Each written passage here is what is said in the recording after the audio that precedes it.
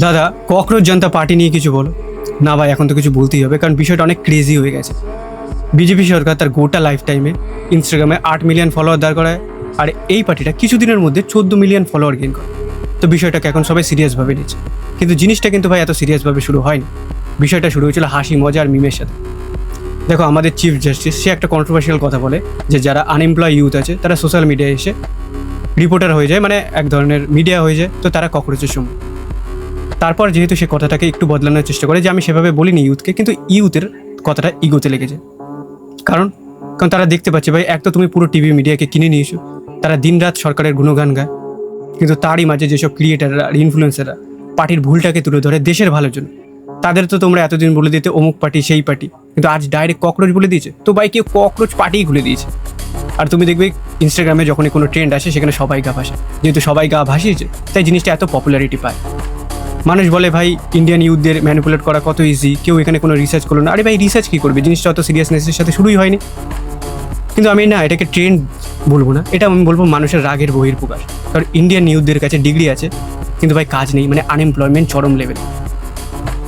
তারপর NEET paper exam leak, টাকার মান ক্রমাগত পড়ছে, তারপর তেলের দাম বাড়ছে, ছোটো ছোটো জিনিসের সমস্ত কিছুরই দাম বাড়ছে।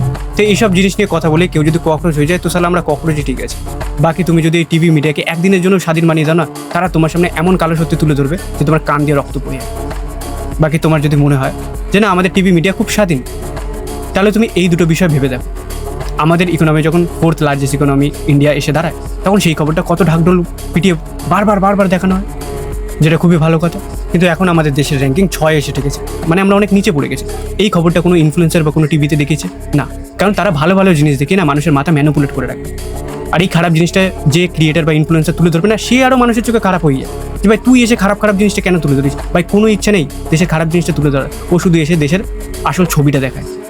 বাকি তোমার যদি এখনও মনে হয় যে পুরো টিভি মিডিয়া বা কিছু কিছু ইনফ্লুয়েন্সার এরা দালাল, মানে দালালে পরিণত হয়নি, তাহলে ভগবান না করুক আমাদের ইকোনমি যদি কোল্যাপস করে, মানে জিনিসপত্রের দাম যখন অনেক বাড়বে, দেখবে এই পুরো টিভি মিডিয়ার ইনফ্লুয়েন্সার না তোমার মাথায় ঠিক ম্যানিপুলেট করে এই জিনিসটা ঢুকিয়ে দেবে যে এই জিনিসটা হয়েছে। এর কারণ হয় পেছনের সরকারের ঘাড়ে ফেলে দেবে, না সাধারণ মানুষের ঘাড়ে ফেলে দেবে।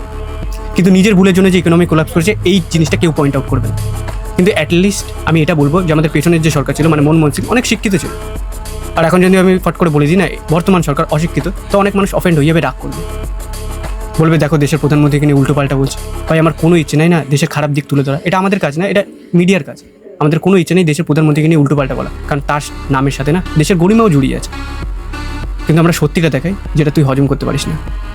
मेरी कोई पढ़ाई वढ़ाई नहीं हुई है दोस्तों, आपको शायद आश्चर्य होगा जान करके।